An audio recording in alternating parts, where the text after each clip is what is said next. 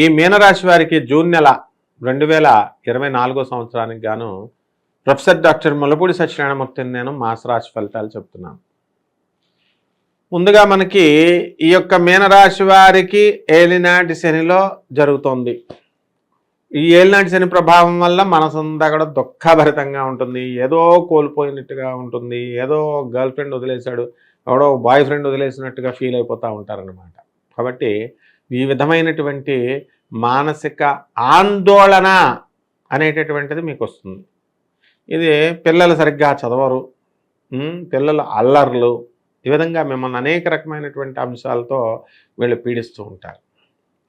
ఆ తర్వాత గ్రహస్థితి ఏమిటి అంటే మనకి శని కుంభరాశిలో, రాహు చక్కగా మీనరాశిలో, గురుడు మే 1 నుంచి చక్కగా వృషభ రాశిలో, కేతువు కన్యారాశిలో ఉండడము, కుజుడు మేషరాశిలో ఉండడము 1 జూన్ 2024 సంవత్సరం నుంచి, రవి బుధ శుక్రులు వృషభ రాశి సంచారము, ఆ తదనంతరం సగం రోజులు ఈ యొక్క మిథున రాశి సంచారం. మీటల్ రీత్యా ఏమైపోయిందంటే మనకి ఇప్పుడు మీన రాశి వాళ్ళకి ఆదాయం బాగా పెరుగుతుంది. బాగా పెరిగి చక్కగా చేసేటటువంటి ఉద్యోగంలో వర్క్లోడ్ని చక్కగా ఆస్వాదిస్తారు, బ్రహ్మాండంగా చేస్తారు, ఏకాగ్రతతో లాయల్గా ఉంటారు సంస్థకి నమ్మకంతో. కాబట్టి ఆటోమేటిక్గా ఏమవుతుందండి, ఇవన్నీ మంచి లక్షణాలతో జాబ్ చేస్తున్నప్పుడు మీకు జీతాలు పెంచుతారు, గుర్తింపులు వస్తాయి, మీ టీం వర్క్ని ఎంకరేజ్ చేస్తుంది కంపెనీ. ప్రభుత్వ ఉద్యోగస్తులు ఎవరైతే ఉన్నారో వాళ్ళందరికీ కూడా టీఏలు డిఏలు అరియర్స్లు ఇవన్నీ కూడా వచ్చేస్తాయి చక్కగా. మీకు ఏ విధమైనటువంటి బకాయిలు ప్రభుత్వం ఉంచుకోదు. అలాగే చక్కగా మనకి ఈ యొక్క ప్రైవేట్ ఉద్యోగస్తులు వీళ్ళని యాజమాన్యాలు గుర్తిస్తాయి, పాపం వీళ్ళకి జీతాలు అవన్నీ పెంచుతాయి. అంటే ఆర్థిక పరంగా ఈ మీనరాశి వారికి ఏ విధమైనటువంటి అడ్డంకులు వీళ్ళకు ఉండదన్నమాట. ఆ తర్వాత మనం ఏం చేయాలండి, మనకి ఈ ప్రమోషన్స్ చూద్దాం. ప్రమోషన్స్ రావడం జరుగుతుంది. చక్కగా విదేశాలకు వెళ్ళాలనుకునేటటువంటి వాళ్ళకి మళ్ళీ ఒక దేశం కాకపోతే ఇంకో దేశానికి అప్లై చేసుకోవాలి. అప్పుడు ఆటోమేటిక్గా ఉద్యోగాలు విదేశాలకు వెళ్ళాలని కలలు కనేటటువంటి వాళ్ళందరూ కూడా కళ్ళు కూడా తీరుతాయి. ఇక ఏమండి వాళ్ళంతా విదేశాలకు వెళ్తే ఎవరికి కావాలా, విదేశాలకు వెళ్ళకపోతే ఎవరికి కావాలా? రైతు గురించి 4 ముక్కలు చెప్పండి గురువుగారు. రైతు లేకపోతే మనకి తిండి లేదు, వెన్నుముక్క, రైతు వెన్నుముక్క మన దేశానికి అని చెప్పాడు. కరెక్ట్. అప్పటి నుంచి నేను ఇంతకుముందు ఒక రైతు గురించి 1 ముక్క 2 ముక్కలో చెప్పేవాడిని. ఆయన చెప్పింది కరెక్ట్ ఆ రైతు. కాబట్టి ఈ రైతులు ఏ పంటలు వేయాలి చెప్పమన్నాడు చక్కగా. కాబట్టి ఇప్పుడు మనకి జూన్ నెలలో రొటీన్గా వచ్చేటటువంటి పంట మీరు వరి వేస్తారు. వర్షాలు ఇంకా అప్పటికే స్టార్ట్ అవుతాయి కాబట్టి మనకి ఈ లోపల మనం ఈ ఎండాకాలంలో కూరగాయలు మనం వేసుకోవడం, ఆ తర్వాత చక్కగా ఇమీడియట్ పంటకు వచ్చేటటువంటి కమర్షియల్ క్రాప్స్ కూరగాయలు ఇలాంటివన్నీ వేయడము, తద్వారా రైతు మంచి ఆకుకూరలు ఇవన్నీ చేయడం మంచిదన్నమాట. పూల చెట్లు ఇవన్నీ కూడా. అదేవిధంగా ఈ యొక్క చేపల రొయ్యల చెరువులు ఆక్వాకల్చర్ వాళ్ళు అవి వేయండి చక్కగా. చక్కటి లాభాలు మీరు తీయడం జరుగుతుంది. జన్మంలో ఉన్నటువంటి రాహువు చక్కగా మీకు అద్భుతమైనటువంటి అదృష్టాన్ని ఇస్తాడు, సడన్గా గ్రోత్ ఇస్తాడు మీకు. అలాగే గతంలో సడన్ డౌన్ఫాల్ ఇచ్చి మిమ్మల్ని ఏడిపించినటువంటి ఆయన ఇప్పుడు డెవలప్మెంట్ అనేటటువంటిది చూపిస్తాడు. ప్రతిదాన్ని కూడా హేతుబద్ధంగా ఆలోచించడము, సైంటిఫిక్గా శాస్త్రీయబద్ధత అనేటటువంటిది మీరు చూసుకోవడము, ఇలాంటి విషయాల మీద మీకు ఏకాగ్రత అనేటటువంటిది చూపిస్తాడనమాట. కాబట్టి విద్యార్థులు ఎవరైతే ఉన్నారో మరి ఆ విద్యార్థులంతా కూడా చాలా ఎక్కువగా చదవాలి, లేకపోతే ఫెయిల్ అయిపోవడం అనేటటువంటిది తథ్యం. తర్వాత హార్డ్ వర్క్ విపరీతంగా చేయాలి. హార్డ్ వర్క్ చేసినా సరే మాకు గుర్తుండట్లేదు అనేటటువంటి వాళ్ళకి మరి కొన్ని చిట్కాలు ఉంటాయి, అవి తెలుసుకొని మనం చదువుకోవాలి చక్కగా. తర్వాత ఎవరికైతే వివాహాలు కావట్లేదో అటువంటి వివాహాలు కానటువంటి వాళ్ళకి వివాహాలు అవుతాయి. వివాహాలు చేసేటప్పుడు ఈ మ్యాట్రిమోనియల్కి వెళుతున్నారు.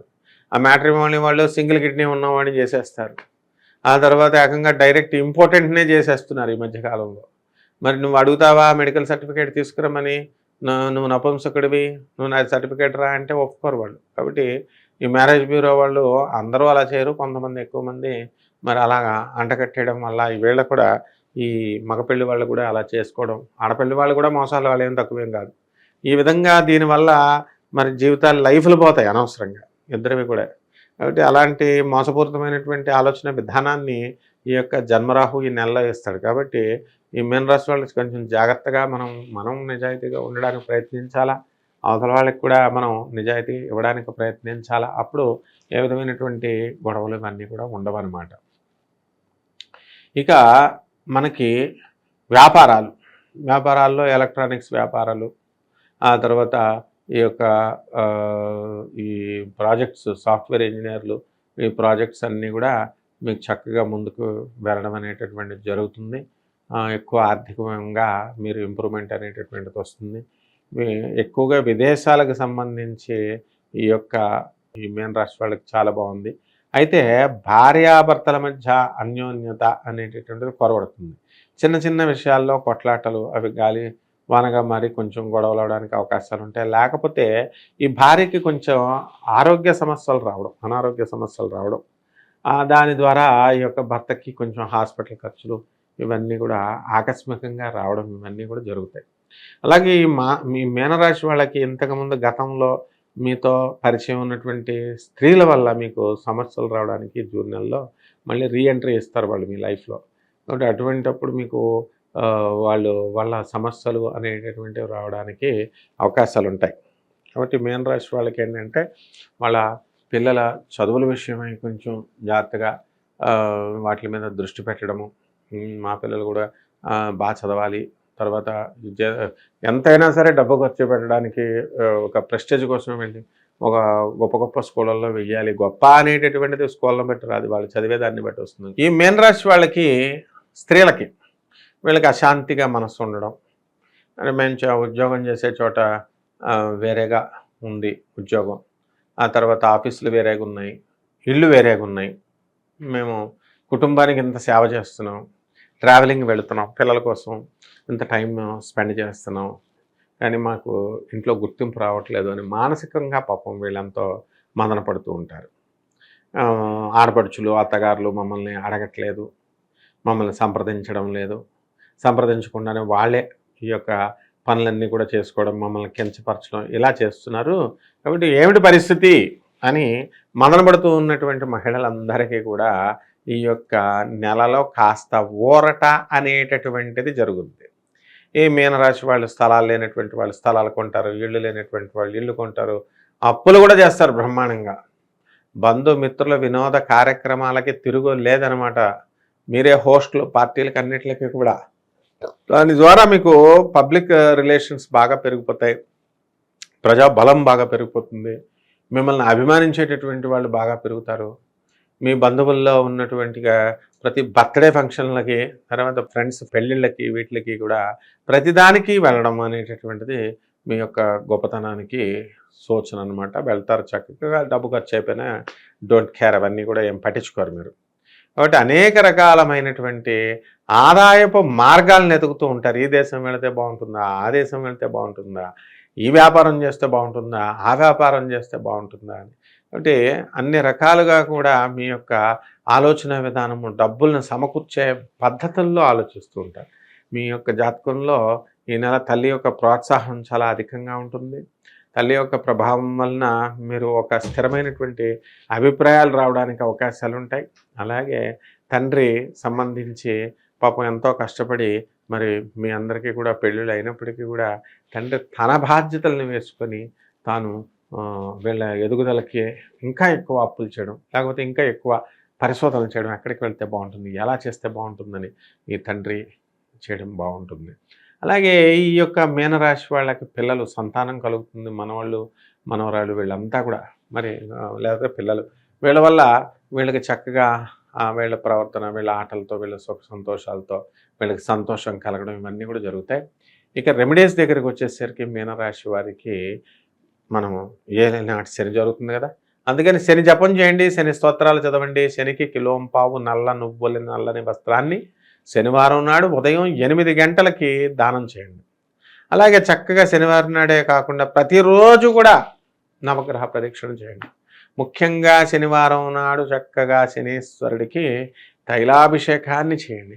ఓం శనైశ్చరాయ నమః అనేటటువంటి మహామంత్రంతో మీరే వేసేయచ్చు. అంటే ఈ శని దేవాలయాల్లో అభిషేకం స్త్రీలు వేయకూడదు, స్త్రీలు రాకూడదు, లోపలికి రాకూడదు, పురుషులు వస్తే షర్టులు ఇప్పేయాలి, ఇవేమీ అవసరం లేదు నిబంధనలు. శనీశ్వరుడికి మళ్ళీ పూజ చేసిన తర్వాత కాళ్ళు కడిగేయాలా, నెగిటివ్ వైబ్రేషన్స్, దరిద్రం పోయింది, దరిద్రాన్ని ఇంటికి తీసుకురాకూడదు. తర్వాత ఈ యొక్క బట్టలు కూడా శనీశ్వరుడికి అక్కడే తలంటి స్నానం చేసేసి మీరు బట్టలు అక్కడే వదిలేసి మేము చక్కగా ఈ కాళ్ళు కడిగేసుకుని వచ్చేస్తాము. ఇలా మీరంతా కూడా వేరే వేరే వాళ్ళు ఎవరో చెప్పారని చెప్పి పిచ్చి పిచ్చి పనులు చేస్తే శనీశ్వరుడు ఇంకా యొక్క ఏలినాటి శని ప్రభావం ఇంకా అధికం అవుతుందన్నమాట. ఊరుకోడు శనీశ్వరుడు.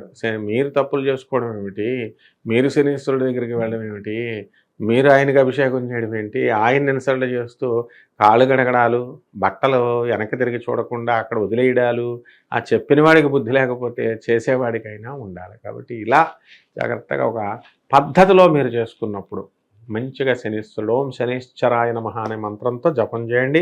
అలాగే శనివారం నాడు చక్కగా మీరు ఏం చేయాలంటే వెంకటేశ్వర స్వామి వారికి కానీ ఆంజనేయ స్వామి వారికి కానీ మీరు చక్కగా పూజ చేయండి శనివారం నాడు. మరి శని గురించి భయపెట్టేటటువంటి వాళ్ళందరూ కూడా ఇప్పుడు మా చిన్నప్పటి నుంచి వింటున్నాం. మా అమ్మగారు కూడా ఎవరైనా శనీశ్వరుడు పంతులు గారు ఒకసారి వచ్చాడు, ఇక్కడ శని ఇక్కడ ఆయిల్ ఇక్కడ పెడుతున్నానండి మీ వరండాలో, ఇప్పటికే బయటికి వెళ్ళి వస్తాను, ఇంకో చోటకి వెళ్ళి వస్తానని ఇంకో కస్టమర్ దగ్గరికి వెళ్తుంటే అక్కడ ఎందుకు పెట్టారు, పెట్టనివ్వలేదన్నమాట. అంటే ఆ భయం మీరు పోగొట్టుకోండి, చక్కగా చేసుకోండి. బ్రహ్మాండంగా ఉంది. శుభమస్తు.